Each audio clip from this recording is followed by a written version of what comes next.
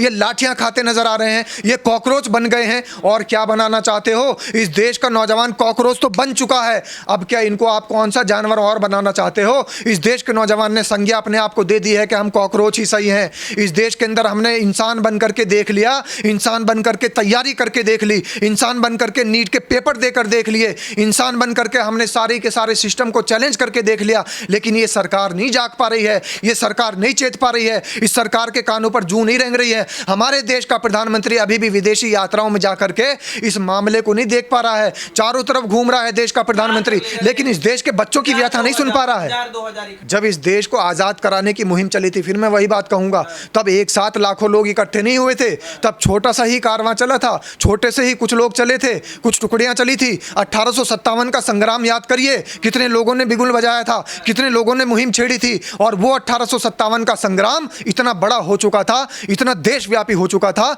और विश्व स्तर पर उसकी जानकारी आपके लिए आपको मैं बता दूं, गोदी मीडिया के पत्रकारों, कि विश्व स्तर पर डंका बजा। इस देश के नहीं, तमाम देशों के लोग थर थर कांप गए। वो एक छोटा सा आंदोलन एक बड़ी ज्वालामुखी बना। उस देश के आंदोलन ने इस देश के अंग्रेजों के दांत खट्टे करके उनको वापस भगा दिया। तो क्या ये 1000-2000 दिखने वाले कॉकरोच आप क्या समझते हैं कि कुचल दोगे? कॉकरोच तो वो प्रजाति होती है, अगर आप इसको कुचल भी दोगे वो दोबारा जिंदा हो जाता है। और आपने प्रज्वल रेवन्ना के साथ में नरेंद्र मोदी जी की जब फोटो देखी थी, तब मोदी जी पर कोई सवाल नहीं उठाए थे। आपने चिन्मयानंद के साथ में जब मोदी जी की फोटो देखी थी, तब कोई सवाल नहीं उठाए थे। आपने आशाराम से आशीर्वाद लेते इस देश के प्रधानमंत्री को देखा था, तब कोई सवाल नहीं उठाए थे। इतने बड़े बड़े जो बलात्कारी थे, इतने बड़े बड़े जो तमाम गलत कार्यों में लिप्त लोग थे, जिनकी सेक्स की तमाम वीडियोज़ वायरल हुई, गंदी वीडियोज़ वायरल हुई, उनके साथ में प्रधानमंत्री घूम रहे थे, प्रधानमंत्री उनका हाथ खड़ा कर रहे थे, तब आपने सवाल नहीं उठाए थे। अगर उमर खालिद का वहाँ पर जिक्र हो रहा है, तो उमर खालिद कौन सा पाकिस्तान का निवासी है? उमर खालिद कौन सा दूसरे देश का निवासी है? उमर खालिद का कौन सा दोष सिद्ध हो चुका है? उमर खालिद के तमाम जो साथी थे वो तो बाइज्जत बरी हो गए हैं। उमर खालिद को ज़बरदस्ती अगर सरकार ने जेल में ठूस रखा है, अगर उसका दोष सिर्फ इतना है कि वो सरकार के खिलाफ आवाज़ उठा रहा है, तो आप उसको गलत समझ लेंगे। सोनम वांगचुक अगर सरकार की नीतियों के खिलाफ गलत आवाज़ उठा रहे हैं, एक सोशल एक्टिविस्ट हैं, इस देश के शिक्षाविद हैं, इस देश के समाज सुधारने के लिए काम कर रहे हैं, अगर इस देश की सरकार के खिलाफ वो आवाज़ उठाएंगे, इस देश की सरकार की गलत नीतियों के खिलाफ आवाज़ उठाएंगे, तो वो गलत हो गए। उमर खालिद गलत हो गए, सोनम वांगचुक गलत हो गए, काकावाड़ी सोहराब वाले सोहराब गलत हो गए, जुबैर जो फैक्ट चेक करते हैं वो गलत हो गए। बहक रहे हैं, देश का युवा बहक रहा है सब चीजों से। इस देश का युवा नहीं बहक रहा है, इस देश का वो व्यक्ति बहक रहा है जो मेलोडी का सहारा ले रहा है, जो विदेशों में जाकर के दूसरों को चॉकलेट खिला करके इस देश का ध्यान भटकाने की कोशिश कर रहा है।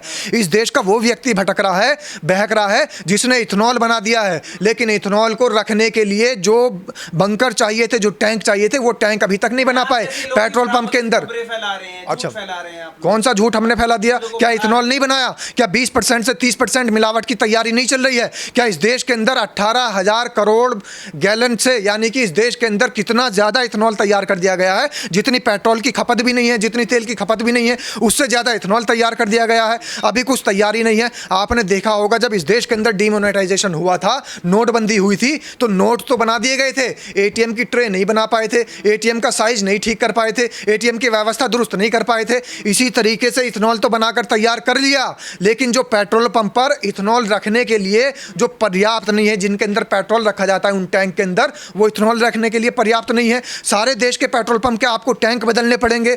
उसके बाद तमाम जो गाड़ी हैं, उन गाड़ी का इंजन भी पर्याप्त नहीं है इथेनॉल वाले पेट्रोल को चलाने के लिए। ये नहीं बदला जाएगा। अब उन्होंने अल्टीमेटम दे दिया, नोटिस दे दिया, तमाम गाड़ी के निर्माता जो कंपनियां हैं उनको नोटिस दे दिया। पहले नहीं सोचा, पहले इथेनॉल बना लिया, पहले गडकरी जी के लड़कों को लगा करके इस देश के अंदर गाड़ी कमाई, इस देश के लोगों की खींच ली, इस देश के साथ भ्रष्टाचार कर दिया। और अब ये देख रहे हैं जैसे आंधी में गधा खड़ा देखता है, अब इस तरीके से हमारे देश की सरकार देख रही है कि जो इथेनॉल बन गया है, अब इसका कैसे पूर्ति करेंगे, इस देश के अंदर इथेनॉल को पेट्रोल के अंदर कैसे मिलाएंगे। अभी तो हमारे पास पर्याप्त साधन भी नहीं है, अभी तो हमारे पास पर्याप्त टेक्निक भी नहीं है। तो इथेनॉल तो बना करके तैयार कर दिया, लेकिन उसको संचालित रूप से चलाने के लिए अभी तैयार नहीं हुए हैं। देश का अगर युवा कॉकरोच के नाम से पहचाना जाएगा तो ये गलत चीज नहीं लग रही है आपको?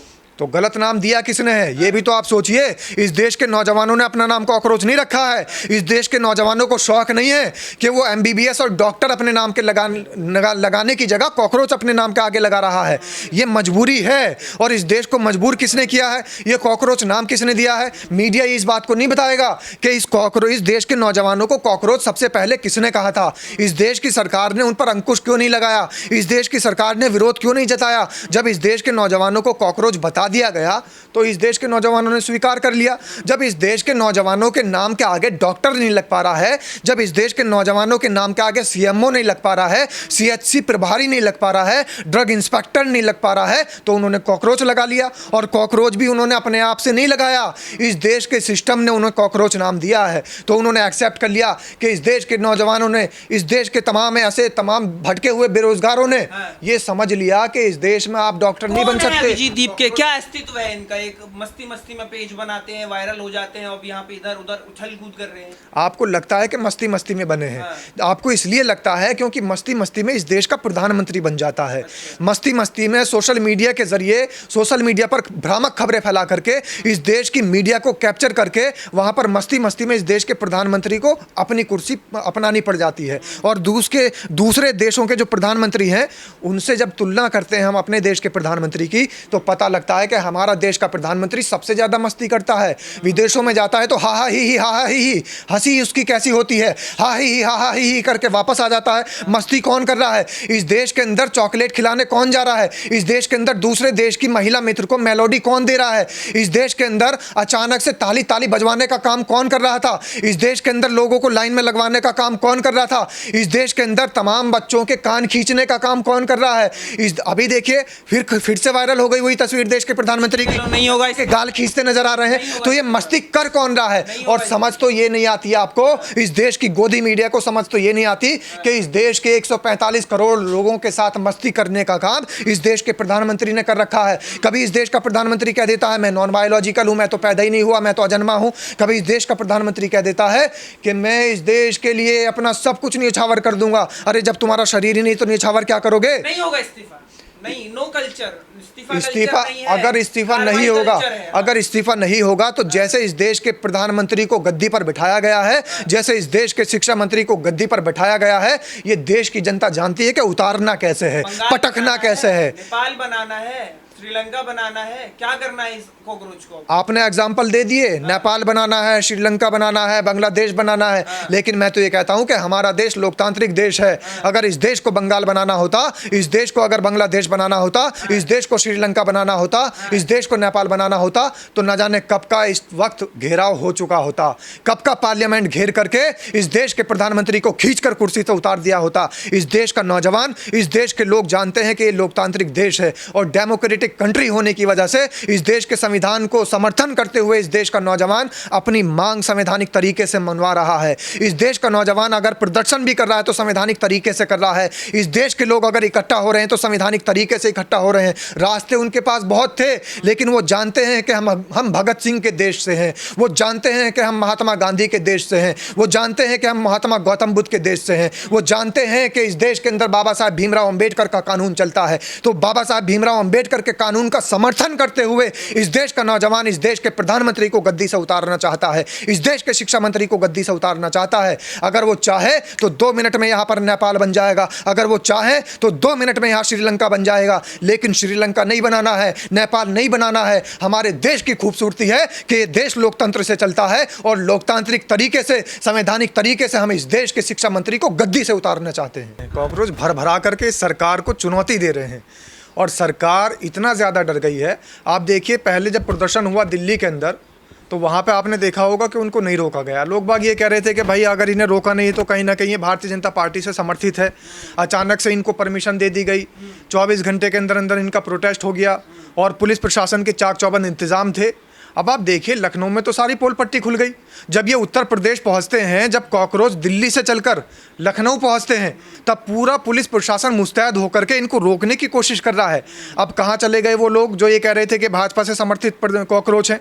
अब इन कॉकरोच का जो सच्चाई है, इन कॉकरोच का जो असली चेहरा है वो सामने नजर आ रहा है।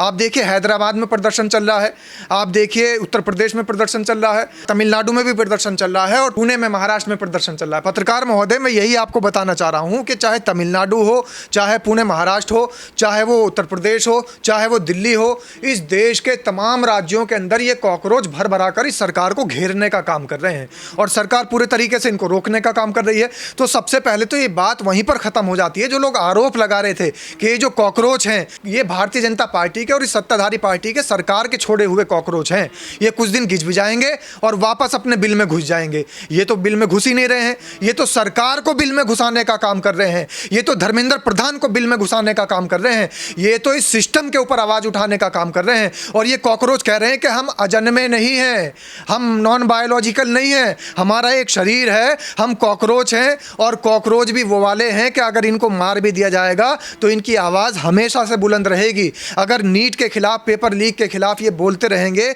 अगर एसएससी के खिलाफ ये बोलते रहेंगे, अगर ये जो सीबीएसई की जो एग्ज़ाम की धांधली हो रही है उसके खिलाफ बोलते रहेंगे, तो समझ लीजिए कॉकरोच जिंदा है। और कॉकरोच अभी दबे नहीं है, कॉकरोचों का आंदोलन अभी रुका नहीं है, कॉकरोच का आंदोलन अब देशव्यापी हो चुका है। सरकार जिस तरीके से किसानों से डर रही थी, जैसे जब किसान आंदोलन हुआ था थर थर कांप रही थी, बार बार किसानों को बुलाने की कोशिश हो रही थी, बार बार अपने जो है वो कृषि मंत्री को आदेश दे रही थी सरकार के भाई इनको बुलाइए, किसी भी तरीके से इनको सेट करिए। किसान नेता जा रहे थे, मीटिंग कर रहे थे, लेकिन कोई भी उनका निर्णय नहीं निकल पा रहा था। ढाक के 3-5 सरकार क्योंकि मांगे उनकी मान नहीं पा रही थी। इसी तरीके से कॉकरोच भी जब तक कि धर्मेंद्र प्रधान का इस्तीफा नहीं हो जाता तब तक चुप नहीं बैठने वाले। देखिए कोई भी आंदोलन होता है, ज़रूरी नहीं है कि वो राजनीतिक पार्टी बनाकर के ही आंदोलन करे। इस देश के अंदर महात्मा गांधी ने कोई पार्टी नहीं बनाई थी, इस देश के अंदर सुभाष चंद्र बोस ने कोई राजनीतिक पार्टी नहीं बनाई थी, इस देश के अंदर सरदार भगत सिंह ने कोई राजनीतिक पार्टी नहीं बनाई थी। लेकिन कितना बड़ा मिशन उन्होंने चलाया, कितना बड़ा आंदोलन इस देश को दिया। अंग्रेजों के छक्के छुड़ा करके अंग्रेजों को गो टू पवेलियन कर दिया, उनको उनके देश वापस भेज दिया। तो ये अगर आज का नौजवान आंदोलन कर रहा है तो ये ज़रूरी नहीं है कि ये किसी राजनीतिक पार्टी के बैनर तले आंदोलन करे। ये रोजगार के लिए आंदोलन कर रहे हैं, ये अपनी मांगे मनवाने के लिए आंदोलन कर रहे हैं, और सबसे बड़ी बात तो ये अपनी मेहनत के लिए आंदोलन कर रहे हैं। जो भी साल भर मेहनत करके, पढ़ाई करके, अपनी पूरी कोचिंग करके, और सबसे बड़ी बात तो ये कि गरीब असहाय वर्ग के लोग अपनी गाढ़ी कमाई को लगा करके इन बच्चों को कोचिंग दिलाते हैं, इन बच्चों को तैयारियां कराते हैं। लेकिन उसके बाद जब ये बच्चे एग्ज़ाम देते हैं तो पेपर लीक हो जाता है। इसलिए इनका जो मेन मोटिव है, आप कह रहे हैं ना कि इनका कोई मिशन नहीं है, इनका कोई मोटिव नहीं है, इनका मिशन यही है कि इस देश के अंदर से सबसे पहले तो भ्रष्ट शिक्षा मंत्री को इस्तीफा दिलाया जाए, सबसे पहले तो इस देश के भ्रष्ट शिक्षा मंत्री को गद्दी से उतारा जाए। जब इस देश के अंदर से भ्रष्ट शिक्षा मंत्री गद्दी से उतरेगा, जब वहां पर कोई जानकार, कोई बढ़िया व्यक्ति अगर उस गद्दी पर बैठेगा, तो ये नीट के अंदर जो लोग बाग मेहनत करके बाद में परिणाम के तहत पेपर लीक पा रहे हैं, ये कम से कम पेपर लीक नहीं पाएंगे, ये फिर नौकरियां पाएंगे, ये फिर MBBS बनेंगे, ये फिर MD बनेंगे, ये फिर MS बनेंगे, ये फिर सर्जन बन करके, ये फिर MD बन करके इस देश के अंदर सेवा देंगे। अब क्या हो रहा है, अधिकारी जो होते हैं, नीचे के कर्मचारी होते हैं, वो करते हैं, नेता थोड़े ना। अगर धर्मेंद्र प्रधान कुछ नहीं करते तो फिर इस्तीफा क्यों नहीं दे देते? फिर उनको इतना कुर्सी से मोह क्यों है? फिर कुर्सी से इतना ज्यादा क्यों चिपके हुए हैं? आप कह रहे हैं पत्रकार महोदय, आप भी गोदी मीडिया के पत्रकार मुझे लग रहे हैं, आप सिर्फ धर्मेंद्र प्रधान का जो है समर्थन करने की कोशिश कर रहे हैं। धर्मेंद्र प्रधान अगर कुछ नहीं करते, अगर धर्मेंद्र प्रधान का कोई काम नहीं है, अगर धर्मेंद्र प्रधान के ऊपर कोई जिम्मेदारी नहीं है, तो फिर धर्मेंद्र प्रधान इस्तीफा क्यों नहीं दे पा रहे हैं? ये पूरा देश का नौजवान आज एकजुट होकर के धर्मेंद्र प्रधान के इस्तीफे की मांग कर रहा है। ये रेंगते हुए नजर आ रहे हैं, ये चलते हुए नजर आ रहे हैं, ये लौटते हुए नजर आ रहे हैं, ये मैदानों में नजर आ रहे हैं,